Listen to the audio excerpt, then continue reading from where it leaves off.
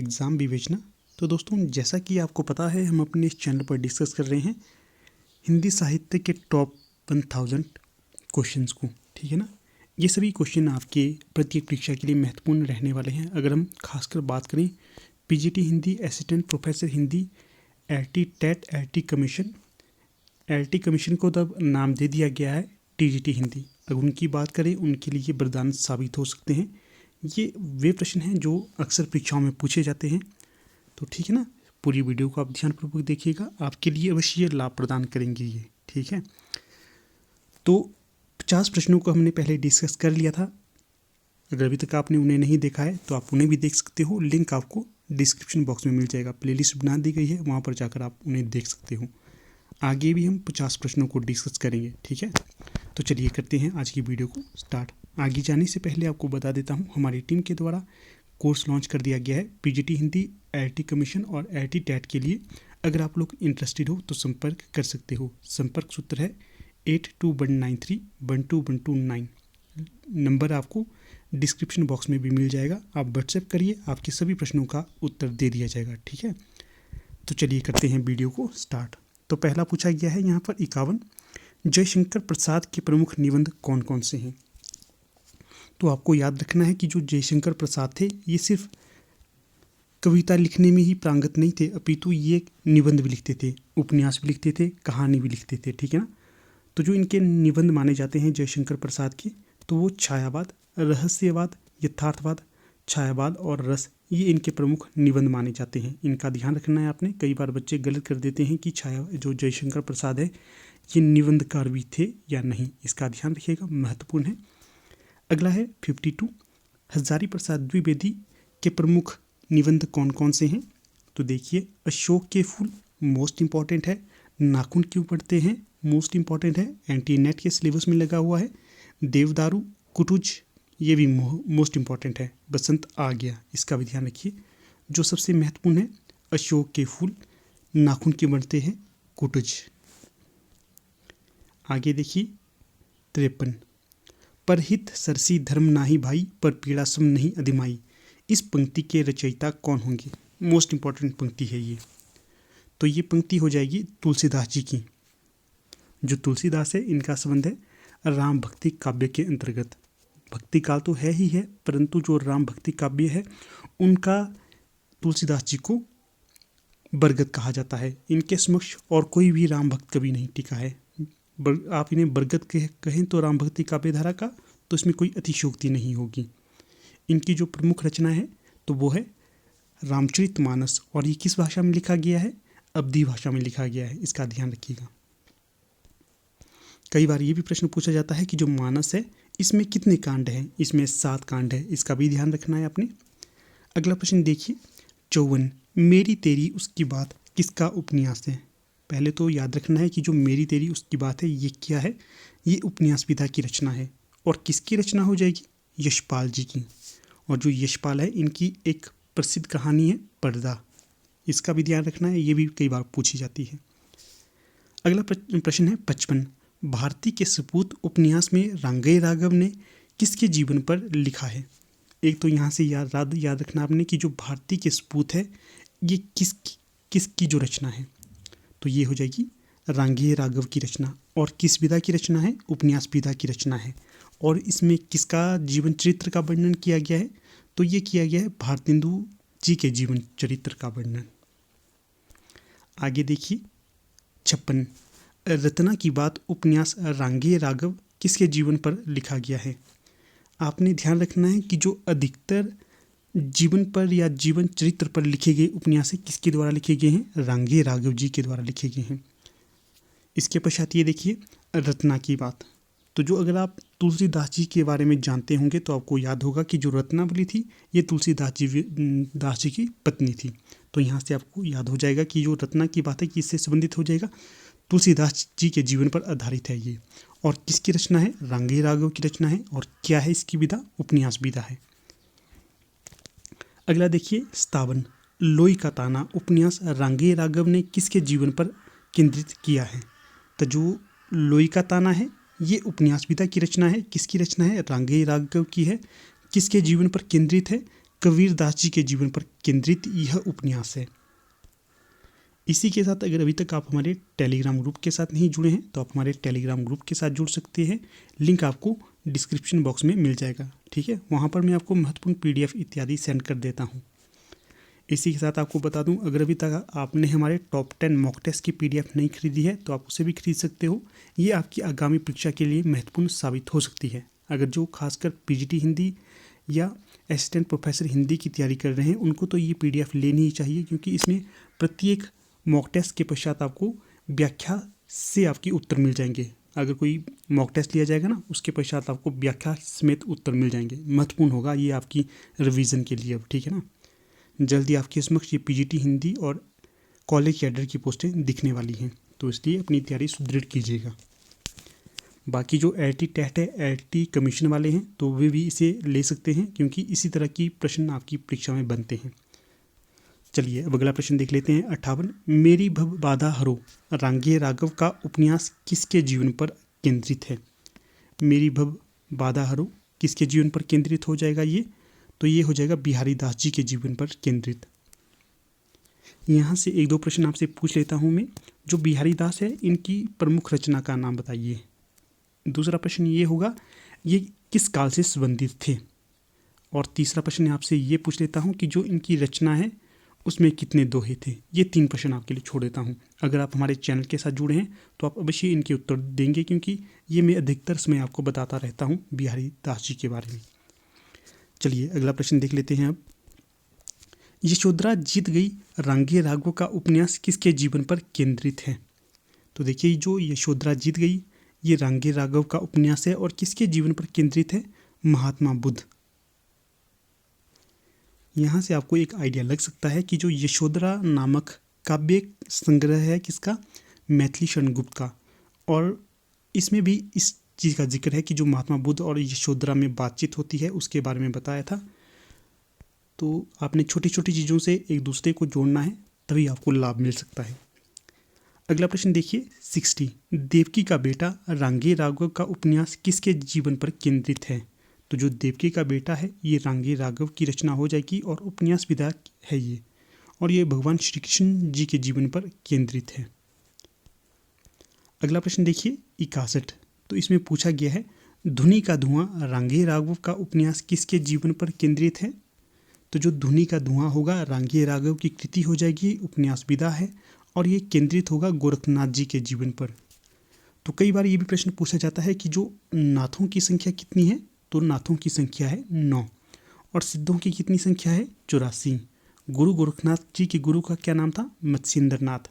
और जो नाथ संप्रदाय है किस संप्रदाय से निकले हैं? तो ये सिद्धों से ही निकले माने जाते हैं, ठीक है, इसका भी ध्यान रखिएगा। और कई बार ये देखिए प्रश्न पूछा जाता है कि जो सहज्ञान है इसके प्रवर्तक कौन है? तो सरहपा सहज्ञान के प्रवर्तक होंगे। अगला प्रश्न देखिए 62, मानस का हंस अमृतलाल नागर का उपन्यास किसके जीवन पर केंद्रित है? तो जो मानस का हंस है ये अमृतलाल नागर का उपन्यास हो जाएगा, और किसके जीवन पर केंद्रित है? तो ये तुलसीदास जी के जीवन पर केंद्रित होगा। अगला प्रश्न है 63, खंजन नयन अमृतलाल नागर का उपन्यास है और ये किसके जीवन पर केंद्रित है? तो जो खंजन नयन होगा ये अमृतलाल नागर का उपन्यास होगा, पहली बात तो ये है। और ये उपन्यास विधा की रचना है और किसके जीवन पर केंद्रित है? भगवान महात्मा सूरदास जी के जीवन पर केंद्रित है ये। अगला प्रश्न देखिए 64, छाको की वापसी किसका उपन्यास है? इम्पॉर्टेंट है ये। तो जो छाको की वापसी होगा ये उपन्यास होगा और बदी उज़्मा का उपन्यास है ये, ठीक है। और इसका जो विषय क्या है? तो ये विभाजन पर आधारित उपन्यास होगा। छाको की वापसी, ये पात्र है एक और उसकी वापसी हो जाती है, इस तरह का ये इसका कथ्य होगा। अगला प्रश्न देखिए 65, पाकिस्तान गुजरात से हिंदुस्तान गुजरात किसका उपन्यास है? तो पहले देखिए पाकिस्तान गुजरात से लेकर हिंदुस्तान गुजरात ये है उपन्यास विधा की रचना, और ये कृष्णा सोबती की रचना है या उपन्यास है, और यह भी भारत पाक विभाजन पर आधारित है। अगला प्रश्न है 66, सिक्का बदल गया क्या है? सिक्का बदल गया क्या है ये उपन्यास भी है और कहानी भी है। सिक्का बदल गया, और ये किसकी रचना होगी? कृष्णा सोबती की रचना हो जाएगी, और यह भी विभाजन पर आधारित कहानी है। अगला प्रश्न है 67, बीज किसका उपन्यास है। तो आपने शायद ही कल्पना की होगी कि इस तरह के देखिए उपन्यास के शीर्षक हैं बीज। ये किसका उपन्यास होगा, अमृत राय जी का उपन्यास। अमृत राय याद रखना। अगला प्रश्न है 68, निशिकांत किसका उपन्यास है। तो जो निशिकांत होगा यह होगा आपका विष्णु प्रभाकर जी का उपन्यास। अगला प्रश्न है 69, सती मया का चोरा, ये क्या है, उपन्यास है, किसका है, भैरव प्रसाद गुप्त का। अगला प्रश्न है 70, पल्लव के रचयिता कौन होंगे। तो जो काव्य कृति है पल्लव, इसके रचयिता होंगे सुमित्रा नंदन पंत। जो सुमित्रा नंदन पंत हैं ये काव्य के जो प्रकृति पर काव्य है बहुत अच्छी तरह से इन्होंने वर्णन किया है। प्रकृति के ऊपर जो भी काव्य वर्णन किया गया है तो इन्हें हिंदुस्तान का या हिंदी काव्य का विलियम वर्ड्सवर्थ भी कहा जाता है। ठीक है, इसका ध्यान रखना है। और ये छायावाद के 4 स्तंभों में से एक माने जाते हैं। अगला प्रश्न है 71, पश्चिमी हिंदी भाषा का विकास किस अपभ्रंश से हुआ है। तो जो पश्चिमी हिंदी भाषा का विकास माना जाता है ये शौरसेनी अपभ्रंश से माना जाता है। अगला प्रश्न है 72, केंद्रीय हिंदी संस्थान कहाँ पर स्थित है। तो जो केंद्रीय हिंदी संस्थान होगा ये आपका आगरा में स्थित होगा। जो वन लाइनर प्रश्न होते हैं मैं समझता हूँ बहुत ही महत्वपूर्ण होते हैं। यहाँ पर सीधे आपको प्रश्न पूछा जाता है और सीधे टिप पे आपको इनके उत्तर पता होने चाहिए। जितना ज़्यादा से ज़्यादा हो सके वीडियो का रिवीजन करते रहिए क्योंकि परीक्षा के लिए कम ही समय बचा है और आपको रिवीजन पर फोकस करना है। पहले वीडियो को देखते रहिए फिर दोबारा से ना रिवीजन करते रहिए उनका। ठीक है, चलिए अगला प्रश्न देख लेते हैं 73, देवनागरी किस प्रकार की लिपि है। तो जो देवनागरी होगी ये अक्षरात्मक लिपि होगी। अगला प्रश्न है 74, छत्तीसगढ़ी के अन्य 2 नाम कौन कौन से होंगे, लरिया और खलटाही। ये इसके 2 नाम हैं अन्य छत्तीसगढ़ी के, लरिया और खलटाही। आगे है 75, आकार बहुला भाषा कौन सी है। छत्तीसगढ़ी, बघेली, मगही और मैथिली, ये सभी कौन कौन सी, छत्तीसगढ़ी, बघेली, मगही और मैथिली ये चारों ही आकार बहुला भाषा मानी जाती है। अगला प्रश्न है 76, राजभाषा में क वर्ग के अनुसार कितने राज्य आते हैं। तो राजभाषा में क वर्ग के अनुसार आते हैं 10 राज्य। क वर्ग से यहाँ पर तात्पर्य है जहाँ पर सीधे तौर पर हिंदी पत्र के तौर पर भी यूज़ की जाती है और लोगों के द्वारा जन सामान्य में भी हिंदी का ही प्रयोग किया जाता है। जहाँ पर सीधे तौर पर कहा जाए सब कुछ हिंदी में ही हो उसे पत्रात्मक उसे कहा जाता है क वर्ग की भाषा। अगला प्रश्न देखिए 77, भारतीय संविधान के अनुसार हिंदी भाषा को कब स्वीकृति मिली। तो भारतीय संविधान के अनुसार हिंदी भाषा को स्वीकृति मिली थी 14 सितंबर 1949 को। तो जो 14 सितंबर है इसे हिंदी दिवस के तौर पर भी मनाया जाता है, इसका भी ध्यान रखना है। अगला प्रश्न देखिए 78, किस अनुच्छेद के अनुसार संघ की राजभाषा हिंदी होगी। तो अनुच्छेद 343 के अनुसार हिंदी संघ की राजभाषा होगी। अगला प्रश्न है 79, केंद्रीय हिंदी निदेशालय की स्थापना कब हुई थी। इंपॉर्टेंट प्रश्न है आपकी परीक्षा के लिए। तो ये हो जाएगी 1960 ईस्वी में। आगे है 80, किस संशोधन के अनुसार 4 भाषाओं को जोड़ा गया। तो जो आपका 92वें संशोधन है इसके अनुसार 4 भाषाओं को जोड़ा गया था। आगे है 81, खस से किस भाषा का विकास हुआ। तो जो खस है, खस अपभ्रंश, इससे हुआ था पहाड़ी भाषा का विकास। आगे देखिए 82, हिंदी साहित्य सम्मेलन प्रयाग की स्थापना कब हुई थी। तो हिंदी साहित्य सम्मेलन प्रयाग की स्थापना हुई थी 1910 ईस्वी में। तो चलिए यहाँ से भी आपको 2-3 प्रश्न छोड़ देता हूँ। पहला तो आपने ये बताना है कि जो सरस्वती पत्रिका है इसका प्रकाशन या इसका स्थापना दिवस कब मनाया जाता है। ठीक है, दूसरा प्रश्न ये है जो सरस्वती पत्रिका है इसके पहले संपादक कौन थे। तीसरा प्रश्न ये है जो सरस्वती पत्रिका के तीसरे संपादक कौन थे। ये जो तीसरा प्रश्न वाला बात कर रहा हूँ ये तो भी आपके LT टेट या LT टेट वहाँ पर ये प्रश्न पूछा गया था। चलिए अगला प्रश्न देख लेते हैं 83। जैन साहित्य किस भाषा में लिखे गए? तो जो जैन साहित्य लिखे गए हैं ये आपकी प्राकृत भाषा में लिखे गए हैं। अगला प्रश्न है 84। हिंदी एक प्रहरी, ये होगा हिंदी का एक प्रहरी किसे कहा जाता है? तो ये कहा जाता है पुरुषोत्तम दास टंडन जी को। आगे है 85। खड़ी बोली का प्रथम महाकाव्य कौन सा है? तो जो खड़ी बोली का प्रथम महाकाव्य है तो ये हो जाएगा प्रिय प्रवास। अगला प्रश्न देखिए 86। अवधी भाषा का प्रथम ग्रंथ किसे माना जाता है? तो अवधी भाषा का प्रथम ग्रंथ माना जाता है चंदायन को। अगला प्रश्न है 87। उक्ति व्यक्ति प्रकरण किसका ग्रंथ है? तो जो रचना है उक्ति व्यक्ति प्रकरण तो ये हो जाएगी दामोदर पंडित की रचना। अगला प्रश्न है 88। नूर मोहम्मद की दो रचनाएं कौन सी हैं? तो जो नूर मोहम्मद की दो रचनाएं हो जाएंगी इंद्रावती और अनुराग बांसुरी। जो नूर मोहम्मद है ये आपके भक्ति काल के अंतर्गत प्रेमाख्यानक काव्य धारा के अंतर्गत आते हैं। आगे देखिए ब्रजभाषा की मुख्य बोलियां कौन कौन सी हैं? तो जो ब्रजभाषा है इसकी मुख्य बोली होंगी बुक्सा इम्पॉर्टेंट है, अंतर्वेदी इम्पॉर्टेंट है, भरतपुरी, डांगी, माथुरी इसका भी ध्यान रखिए। ये दो का आपने नाम रखना है याद, ये पूछी जाती हैं और पहले पूछी हुई हैं इसलिए यहाँ पर डाला गया है इन्हें। अगला प्रश्न है 90। स्नेह लीला के रचनाकार कौन होंगे? तो जो रचना है स्नेह लीला इसके रचनाकार हो जाएंगे विष्णुदास। अगला प्रश्न है 91।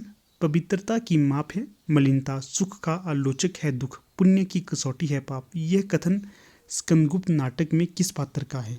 तो ये कथन हो जाएगा देवसेना का। तो यहाँ से ध्यान रखिए। तो जो पहला तो ये भी प्रश्न बन सकता है कि जो ये कथन है किसका या किस नाटक का होगा? तो ये स्कंदगुप्त नाटक का हो जाएगा। और स्कंदगुप्त नाटक के अंतर्गत किसके द्वारा कहा गया है? देवसेना के द्वारा कहा गया है। और जो स्कंदगुप्त नाटक है ये किसका होगा? जयशंकर प्रसाद जी का ये नाटक हो जाएगा। अगला प्रश्न है 92। प्रगतिवाद उपयोगितावाद का दूसरा नाम है, ये कथन किसका होगा?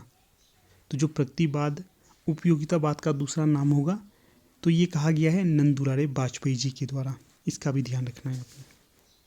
अगला प्रश्न देखिए, बहुत सुंदर प्रश्न है ये। प्रभात फेरी काव्य के रचनाकार कौन होंगे? तो ये होंगे नरेंद्र शर्मा। तो आपने यहाँ पर बताना है, मैंने आपको एक बार इसका क्लियरेंस दे दिया था कि प्रभात फेरी से क्या तात्पर्य होता है, तो ये प्रश्न का उत्तर भी आप दीजिएगा, क्या मतलब है प्रभात फेरी का। अगला प्रश्न है 94।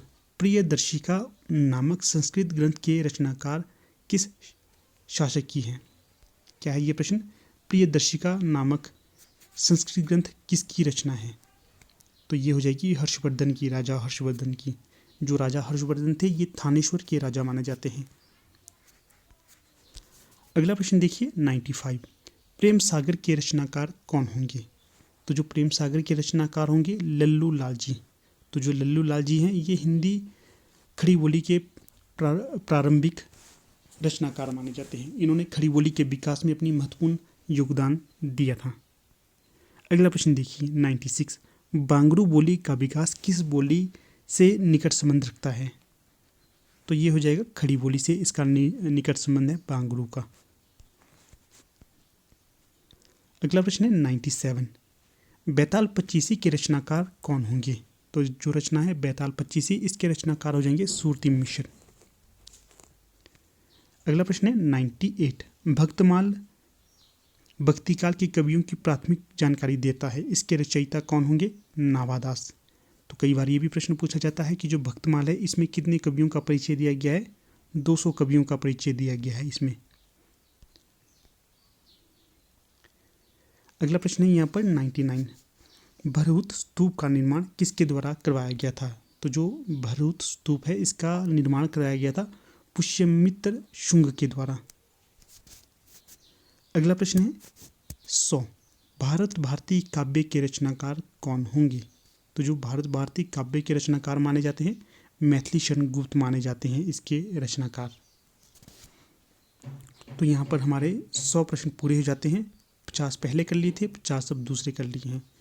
तो अगर आप लोगों की इच्छा होगी तो इसे मैं आपको एक मर्ज वीडियो बना दूंगा 100 प्रश्नों की, ठीक है।